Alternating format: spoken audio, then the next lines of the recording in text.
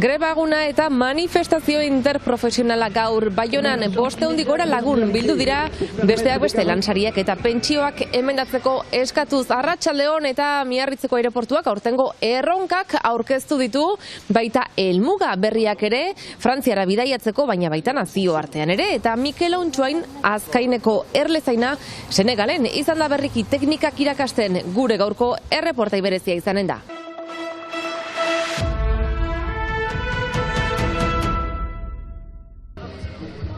Ehunka lagunek intersindikalaren deialdiarekin batekin eta Baionako karriketara atera dira lan eta erretretasarien emendatzea eskatzeko. Langilek ekoizten duten diru hori hobeki banatzea bakarrik. Ikusten dugu dirudunek diru hainitz irabazi dutela aintzineko urte horietan Covid garaian baita ere, eta langileentzat beti gero eta gutxiago azken finean. Azken asteetan baina lehenagotik ere pairatzen ari garen prezioen gorakada jada jasanezina dela eta premiazkoa dela uste dute dirusarien emendatze hori. Ez da gaurko gai bat, da azken urteetako gai bat. Ikusten dugula langileak gero eta gehiago prekaritate handietan direla eta aktualitatea ikusita eta azken 2 urte hauetan krisia hasi denetik argi eta garbi gure lantsariak igo behar zirela. Beraz gaurko mobilizazioa hori berriz hartzea eta enplegu duinak aldarrikatzea normala iduritzen zaigu bai. Orokorrean prezio guztiak igotzen ari dira, erregaiak, berogailuak, dena energia bereziki, eta orduan diru sariak bai publikoan eta enpresa pribatua initzetan baita ere beti apaldira, ez dira igotzen, eta hori aspalditik, hor ikusiz prezioen igoera, ezin da hola segitu, gaur esmik batekin ezin da bizi eta bereziki hemen Ipar Euskal Herriuntan, bakigu zer dien beste arazoak, etxe bizitzarena eta prezio horiek ere igo dira asko, eta orduan ezin da hola segitu. Ameli de Montxalan funtzio publikoen ministroak langile publikoen soldata igoera iragarri zuen atzo, baina kanpaina da eta 5 urtez ez du deus egin, eta hor ez dakigu zehazki zenbatekoa izanen den igoera, noiz izanen den ez dakigu deus, baina jendartea eta gizartea lasaitzeko hori aipatzen da, xetasunari gabe, eta horrek uste dut aserre gehiago ere sorgarazten duela, zen orain arte zozo batzuentzat hartu gaitu, eta hor segitzen du, eta frantsesez gaten den bezala de promesses, toujours de promesses, eta hor kanpainean da, orduan opari batzuk eginen ditu behar bada, zenta ez da deus ateratzen zehazki, eta ez dute horiek gure aserrea apalduko. Enpresatik ere borrokatu behar dugula, ikusten dugu egunerotasunean ditugun arazoak, bai, momentu honetan hauteskundea garai hori erabili behar dugu politiko horiek engaiamenduak hartzeko, baina badakigu oso ondo, engaiamendu horiek hauteskundeak pasata zertan gelditzen diren ere badugu ohitura. Beraz ez gea tonto izan behar eta aurrera begira ikusi beharko dugu nola antolatzen dugun denak batera. Aldarrikapenez gain omenaldi eta lore eskaintza ere egin diote berriki martxoaren 9 garabiarekin lanean ari zela hiltzen langileari, ez beharra izan zen leku berean. Aujourd'hui, on vient au travail pour gagner sa vie, on vient pas pour la perdre. Lanera bizia irabaztera eta ez berau galtzera etortzen direla azpimarratu du. Eta Frantzian lan egun bakoitzeko beharkin batek bizia galtzen duela eta langile hau interinoa izaki ez dela hildakoen estadistiketan sartzen salatu du. Le salarié était intérimaire et qu'il apparaîtra pas dans les statistiques de la CARSAT comme décédé au travail dans le bâtiment travaux publics. Herriko etxea aitzinean amaitu da manifestazioa borrokan jarraitzeko deia eginez.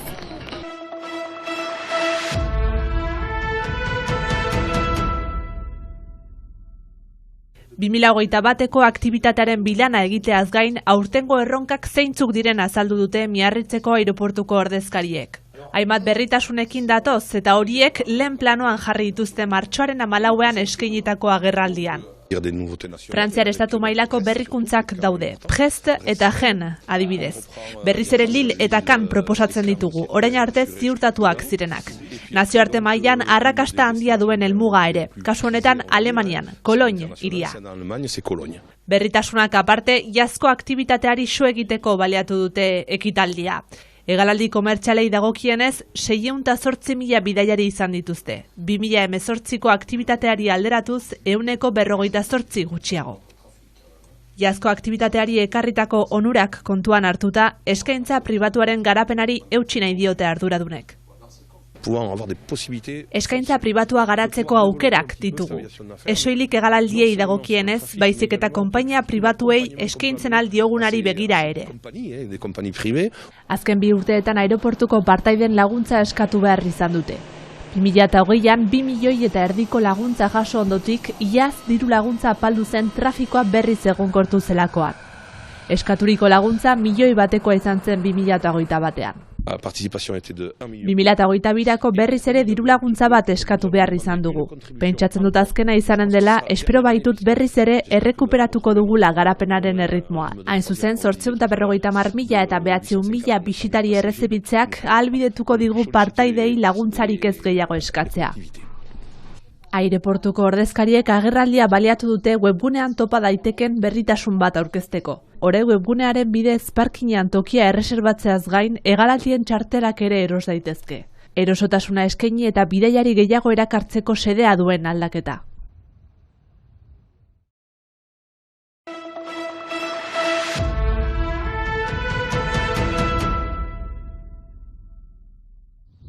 Mikel Auntxain azkaindar erlezaina berriki Senegalen egonda 4 astez, Wuhan herrian, erlezaintza teknikak irakasten. Han bizitakoak biltzeko bere etxera aurreratu gara, bidaia horren xehetasunak sakonean ezagutzeko.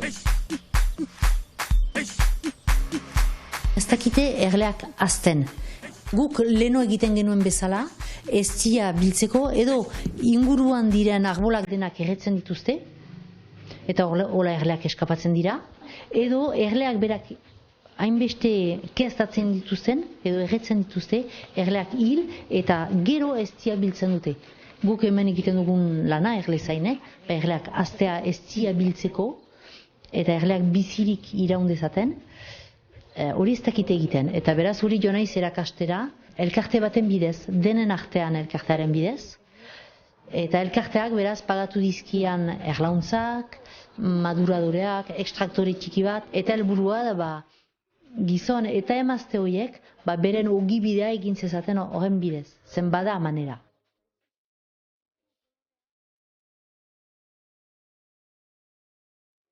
Nik sorpresa handia ukandu dana, da erakaskuntza mailan ez direla baterez eskolatuak. Adineko jendea bai, 60 bat urte duen jendea badaki ongi frantsesa, badaki Wolof edo beraiek duten hizkuntza ere idazten, irakurtzen arazoria bai. Baina gazteagoak edo adintsukoek eskolara ez dira joiten. Ez dira joiten, zen garai hontan ere adibidez, erakasleak greban dira ez baitira pagatuak. Eta beraz, nire sorpresa handia hortan izan da, ez zekitela zertzen polinizazioa, ez zekiten zertzen erlearen eginkizuna, eta naturaren garrantzia ez die egiteko. Kultura hori edo pixkat galdua dutela.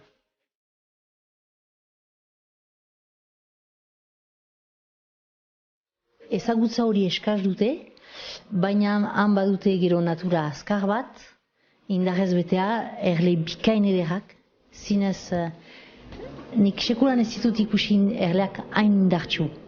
Hemen gure erleak asko ahulduak dira. Beraienak zinez indartsu dira eta salbaiak dira oraindik. Pixka bortitzak ere dira, pixka agresiboak ere, baina han badute beraz natura bikain bat, erle ederrak, toki batzu, nun ez den batez laborantzarik, ez da industriarik, beraz guztiz basak, lorez beteak, eta behin euri garaiak pasatuta, dena loratzen da. Eta hor bada erleekin egiteko manera initz.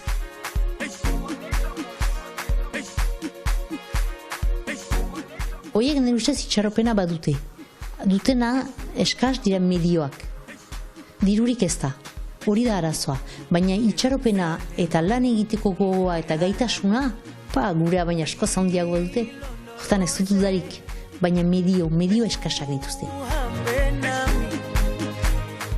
nik gurutzatu dan jende gehienak han bizi nahi du, han nahi du bere ogibidea egin, zaila da, baina han nahi dute berea egin. Ba, horrek posten du, gero gurutzatu dut ere jende asko, ba, gazteak nire ganat etortzen zirenak, eganez ba, nola da Europan, baden manera ara joaiteko, han bizitzeko, ilusio handia dute Europan ba, bizi maila asko zobeagoa dela. Baina nik ere asko ikasi dut kontzientzia hartuz, garrantzitsuena ez dela ukaitea, baizik eta izaitea, oso filosofikoa da hori, baina zinez hori da, eta nolazpaiteko lasaitasuna, alaitasuna eta laguntasunak badola zinez garrantzia, eta hori dela oso garrantzitsua.